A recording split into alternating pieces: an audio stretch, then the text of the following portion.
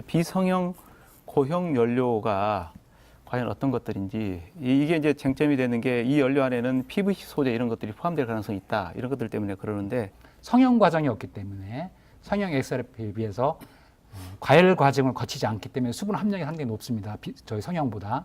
그래서 당연히 수분 함량이 높으면 소각 과정에서 유해한 물질이 더 발생할 가능성도 훨씬 더 높습니다. 비성형이라고 하더라도 이제 그 유해 물질에 관련된 함량과 관련된 품질 기준은 정해져 있고, 그 품질 기준에 적합하지 못한 부분들을 제조하거나 사용했을 경우에 관련된 제재가 굉장히 강하게 되어 있죠. 품질 기준을 지키지 못하게 되면은 그 제조하는 시설의 경우에는 바로 영업 정지를 받는 부분이기 때문에 PVC와 같은 그 유해 물질의 반입 자체는 할 수가 없는 그런 좀 상황이 있다라고 하는 걸 말씀드리고요. 아주 SRF 열병합 발전소는 어떤 연료를 주로 쓰고 있습니까? 제가 좀 정확하게 이 부분은 좀 설명이 길더라도 네. 좀 말씀을 드려야 될 것 같습니다. 아까 이제 최낙선 센터장님하고 저희 홍 소장님께서 잘 말씀을 해주셨는데요. 일단은 이 쓰레기를 분리하는 체계가 완전히 이제 구조적으로 달리되어 있습니다. 그러니까 생활 쓰레기 같은 경우에는 지자체가 수거를 해서 아까 SRF 제조 공정에서 SRF를 만드는 거고요. 그러니까 우려하는 것처럼 이제 건설 폐기물이라든지, 그다음에 사업장에서 나오는 산업 폐기물, 그다음에 이제 심지어는 의료 폐기물, 이런 건 사실 지정된 그런 폐기물입니다. 이거는 별도의 처리하는 전문 처리업자가 있습니다. 그래서 별도로 매각을 하든지 아니면 재활용을 하든지 심지어는 이제 소각을 하는 그런 시스템으로 돼 있고요.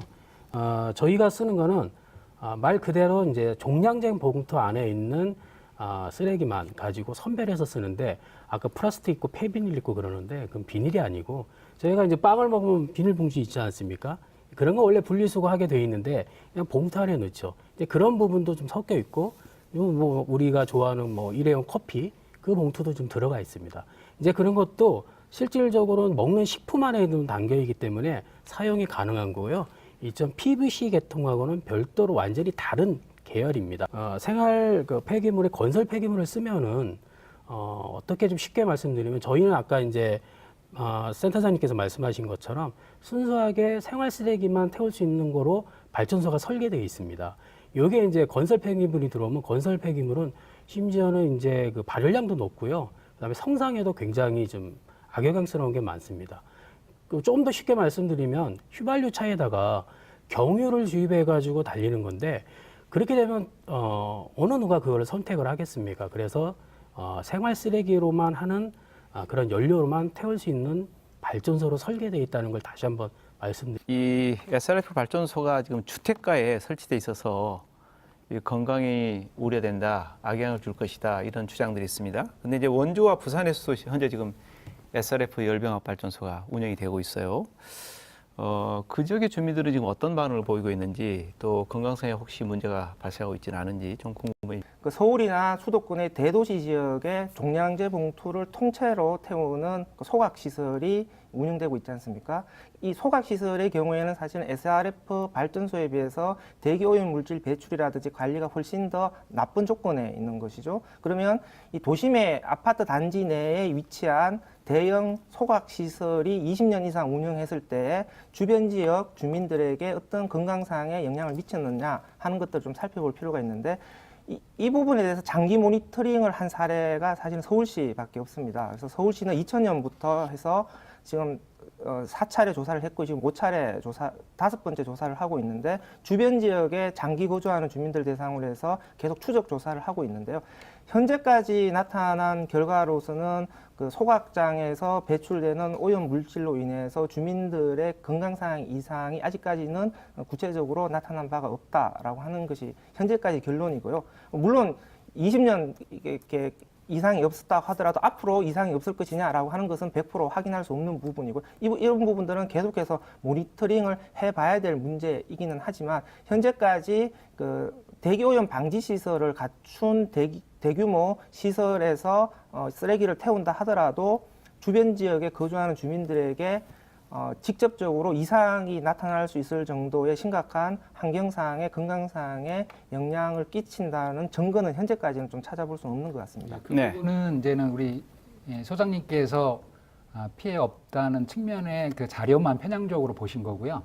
저희들이 판단하기는 벌써 여기 광주에 있는 상무 소각장만 해도 폐쇄된 이유가 포항공대 교수와 같이 연구 분석한 결과이면 주변의 다이옥신을 비롯한 상당한 유해 화학 물질이 발견되는 것 때문에 주민들의 반발로 인해서 폐쇄가 됐고요. 전주 소각장 같은 경우도 실제 그 안에서 수십 년간 산 노인분들이 암 발생이 집단적으로 벌어져 갖고 이번에 최근에 논란이 벌어진 적이 있습니다. 이렇게 한 측면만 봐서는 안 되고요. 특히 이렇게 쓰레기 연료 문제는 종합적으로 과연 그 편향된 자료로 봐서도 안 됩니다. 그래서 그것 때문에 저희들이 시민들이 좀 우려를 하고 있는 부분이고요. 네. 예, 그런데 이제 쓰레기 소각장하고 지금 소각장 문제. 예, 제가 열병합 발전소하고는 이제 이 처리하는 방식이 다르기 때문에 또 다른 문제이긴 합니다. 네. 그렇기 때문에 그 말씀드립니다. 한번 얘기하신 말씀해 뭐냐 주시죠. 상무 소각장 문제는요. 네. 이제 그 문제가 아니라요. 상무 소각장이 사용 연도가 다 됐습니다. 그래서 더 이상 사용할 수 없기 때문에 폐쇄한 것이고, 저도 지금 현재 상무 소각장 옆에 살고 있는데 그런 문제가 있었으면 진작에 문제를 제기하고 싸웠겠죠. 이제 그런 문제 때문에 상무 소각장이 폐쇄한 것은 아니다라고 말씀드리고 싶습니다. SRF 열병합 발전소가 미세먼지 주범이다. 또 이런 논란도 있습니다. 여기에 대해서 우리 오세진 부장님 좀 말씀해 주시죠. 네. 예, 아마 이제 지역 주민들이 어떤 자료를 보고 좀 말씀하신 것 같은데, 이제 그 SRF가 이제 LNG보다 미세먼지가 660배가 높다, 이렇게 이제 많이 어떤 자료를 보고 이제 저희한테 요것도 하시고 그걸 이제 지역 주민들한테 많이 이제 말씀을 하셨더라고요. 예, 저희가 이제 그 국립환경연구원인가 이제 그쪽에서 발표한 자료인데, 저희가 물어봤습니다. 이게 또 어떻게 된 거냐 했더니, 어떤 환경 설비를 갖춰놓고 이렇게 실험한 게 아니라 그냥 일반 노상에서 LNG와 SRF를 연소시켰을 때 나오는 이제 미세먼지를 측정한 단순한 이제 배출 추정치이다. 근데 저희 발전소는 이제 환경 설비가 철저하게 되어 있기 때문에 이 상황하고는 좀 무관하고요. 그다음에 이제 대기환경법에 대해서 철저하게 규정되고 있는데, 뭐 660배 나오면 어떻게 버틸 수 있겠습니까? 그래서 이 먼지 부분에 대해서는 저희가 이제 우리나라 기준이 이제 20mg입니다. 이제 세제곱미터당. 근데 이제 저희는 이제 설계가 자체가 5mg 정도 나오고 있고요. LNG 발전소에서도 현재 법 규정상으로는 15mg 정도 돼 있습니다. 최근에 이제 그 원주 사례는 방곡동에 있는 기업도시에다 현재 공급을 하고 있고 잘 운영이 되고 있는데요. 그쪽에서 이제 그 미세먼지에 대해서 발전소 6개, 주변 지역 6개 측정치 결과가 이제 발표된 게 있습니다. 그걸 보면은 미세먼지를 이제 PM 이제 입자 크기에 따라 PM10, 그다음에 PM2.5 요게 이제 이렇게 해서 측정을 했는데, 우리가 기준이 이제 100 마이크로그램, 그다음에 50 마이크로그램인데 실질적으로 배출된 거는 45, 그다음에 22로 해가지고 절반 이하로 이렇게 좀 배출되고 있고요. 이런 결과를 좀 보고 저희 기준이라든지 이런 결과를 봤을 때는 미세먼지가 저기 SRF가 미세먼지가 주범이다. 이거는 좀 무리한 생각이 아닌가 그렇게 생각합니다. 네, 일부 주민들께서는 또 이런 안전 기준을 불신하고 있는 그런 상황입니다. 예, 안전 기준을 믿지 못하는 이유도 뭐 있을 것 같아요. 이게 작년 9월 22일 환경부가 발표한 보도자료입니다. 여기에 보면은 환경부가 스스로 SRF가 주거 밀집 지역에서 떼올 경우 환경 위해성이 높기 때문에 대도시와 수도권 지역은 SRF 연료 사용을 제한한다고 발표를 했어요. 네, 그건 제가 좀 오세진 부장님, 네, 말씀을 드려야 될 주시죠. 것 같은데, 네. 이게 참 보도라는 게 해석에 따라서 다양하게 여러 사람이 다른 각도로 해석하는 것 같습니다. 환경부가 그 SRF를 제한한다는 말은 현행에 이런 대규모 시설은 철저하게 오염 방지 설비를 갖춰서 관리를 하고 있는데, 우리나라 경우에는 굉장히 소규모 시설이 많습니다. 그럼 소규모 시설 같은 경우에는 방지 설비가 거의 갖춰져 있지 않습니다. 근데 지금 현재 SRF에 대해서 이렇게 문제가 많이 제기되고 있으니까 앞으로 이렇게 소규모 시설에 대해서 난립을 방지하는 차원에서 환경 대기 오염 방지 설비를 갖출 수 있도록 강화를 해서 제한을 하는 거고요. 또 아울러서 현재 신고제로 돼 있습니다. 일정 규모 이하는 그걸 허가제로 바꾸는 거고요. 또 따라서 이제 환경 방지 오염 배출 기준을 대폭 기준치를 강화시켜 가지고 SRF 사용을 제한하겠다라는 그런 의미고요. 저희들이 특히 이제 영유아들이 저희들이 그 당시에 호흡기 질환 원인 불명의 피부 질환을 많이 겪었어요. 그 당시에. 그래서 병원에 데리고 가서 진단을 받으면 의사들도 상세 불명의 호흡기 질환, 상세 불명의 피부 질환 이런 것들이 면역력이 약한 아이들이 집중적으로 알았습니다. 이러다 보니까 주민들 사이에서 공포감이 생길 수밖에 없는 것이고 아무리 한국지역난방공사에서 데이터로 안전하다고 강조를 하지만 시민들이 겪었던 것과는 상당한 괴리가 존재한다. 이 부분을 저는 강조해 드리고 싶고요. 그래서 이 부분은 과연 열병합 발전소에서 나온 유해 화학물질과 인체에서 발생한 문제점들의 인과관계는 앞으로 저희들은 데이터를 통해서 밝혀져야 된다고 생각을 합니다. 이 부분에 대해서는. 우리 아이들, 뭐 저도 이제 애를 키우는 이제 부모의 입장인데 이 부분은 저도 좀 말씀을 드려야 될 것 같습니다. 굉장히 또 민감할 수 있거든요. 분명히 이제 이 부분에 대해서 법적으로 저희한테 소송을 제기했고 법원에서도 이제 결정이 나지 않았습니까? 이제 아이들이 이제 호흡기 질환도 있고 중이염 증세도 있고 이런 호소를 하셨어요. 그래서 저희가 이제 법원에서 나온 결론은 어떻게 됐냐면 국민건강보험공단에서 저희가 이제 다 조사를 좀 했습니다. 0세에서 6세까지 아이들의 그 평균 중이염과 호흡기 질환 어느 정도 되냐 그러면 제가 이제 이런 호흡기 질환 쪽이나 이제 기관지 쪽은 통상적으로 그 아이들 0세에서 6세까지는 통상 한 13% 정도의 질병률이 있답니다. 10만 명 기준으로. 그 다음에 이제 아까 말씀드린 중이염도 이제 문제가 된다 그래서 그거는 무려 한 24, 5% 정도의 질병 발생률을 갖고 있어요. 근데 나주 같은 경우에도 분명히 이제 위원장님께서도 말씀하시기를 이제 저희 발전소 때문에 발생됐으니까 각 나주 혁신도에서 하시는 분들한테 그 진단서라든지 이런 걸 다 이제 조사를 하고 하시지 않습니까? 근데 이제 저희한테 이제 도달한 거는 호흡기 질환은 4명이고요. 그 다음에 이제 중이염 2명이었습니다. 그 인구가 현재 거의 2만 9천 명이 거주하고 계시거든요.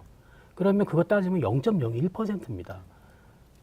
그러니까 쉽게 말하면 뭐 130분의 1, 250분의 1 수준인 거죠. 그렇기 때문에 그 진단서 내린 이제 소위 의사분들도 소아과 의사분들도 이 질병이 이 발전소에 의해서 발생이 됐다라고 결론을 못 내리신 거고요. 그 다음에 그건 통상적인 수준에서 아이들이 질병을 이렇게 앓지 않았나 저희는 그렇게 얘기하고 있고 그거는 이제 법원에서도 명확하게 좀 짚은 사항 아닙니까? 그렇기 때문에 이 아이들에 대한 건강과 아이들의 이러한 이제 육아 문제 부분에 대해서 발전소가 직결이 된다는 부분은 정말 신중하게 말씀을 하셔야 되고요. 그 다음에 그런 부분 파급 효과가 굉장히 큽니다. 그렇기 때문에 제가 이 부분은 그래서 분명히 좀 말씀을 드리고 그리고 그 부분에 대해서는 객관적으로 검증된 자료를 갖고 오거나 명확한 자료를 갖고 와서 저희한테 제시를 해야지. 저희가 이제 발생됐다 그러면 당연히 보상을 하고 당연히 치료를 또 해드려야 됩니다. 그런 거기 때문에 이 부분에 대해서는 제가 좀 아까 짚고 넘어가야 되겠다. 네, 그 부분 저희 공사 직원들도 이 발전소에서 한 100여 명 정도가 근무를 하고 있습니다. 그리고 대부분의 이제 가족들도 혁신도시에서 좀 살고 있고요. 저희가 이 지역 주민들이 가장 우려하시는 게 건강과 이런 환경권인데 그거를 소홀히 하는 건 결국 우리 직원들이 가장 그 고스란히 모든 그런 영향을 받습니다. 그래서 무엇보다도 저희가 매번 말씀을 드리지만 이런 건강과 행복권에 대해서는 저희가 아낌없이 투자하고 그 다음에 철저히 보장한다고 누차 약속을 드렸습니다. 그리고 저희가 약 한 35년 동안 이러한 발전 시설과 이런 시설을 가지고 전국에 약 한 200만 세대를 대상으로 에너지를 공급하고 있습니다. 그 약 30년 이상 동안 이런 환경적인 측면을 피해를 봤다라고 민원이 들어오거나 그걸 방치하는 게 한 건도 없었습니다. 이 점에 대해서 저희는 어떻게 좀 자랑스러운 마음도 있고요. 좀 큰 자부심을 좀 느끼고 있습니다. 그래서 무엇보다도 이게 좀 해결이 되겠다. 그래서 이제 서로 신뢰할 수 있게끔 먼저 아까 말씀하셨다시피 환경 영향 조사를 먼저 한 몇 개월 동안 해보고 그 결과를 가지고 저희가 머리를 맞대고 논의를 좀 해서 이 문제점을 해결해야 되지 않을까 그렇게 생각하고요. 그 영향 조사가 들어가면은 필요하시다 그러면 지역 주민들도 대거 참석을 하셔가지고 저희가 완전히 공개적이고 그 다음에 투명하게 이걸 좀 마무리를 짓고 그 다음에 이제 하나의 모범 사례로 하나 좀 남아 있으면 어떨까 하는 그런 좀 자그마한 그런 바람입니다. 네, 말씀 잘 들었습니다. 네, 전 세계적으로 일상생활을 통해서 배출되고 있는 쓰레기 처리를 놓고 골머리를 앓고 있습니다. 어떤 방식이든 처리 시설이 필요한데요. 예, 이미 2017년 12월에 이 준공이 돼서 정상 가동 단계에 와 있는 나주 SRF 열병합 발전소에 대한 해결책 명쾌하게 풀어내지 못하는 현실이 안타깝습니다. 예, 오늘 토론에서 논의한 내용들이 바탕이 돼서 한국 지역 난방공사 주민들 간의 갈등이 하루빨리 해결되길 바라면서 오늘 토론 마치겠습니다. 함께해 주신 여러분 고맙습니다.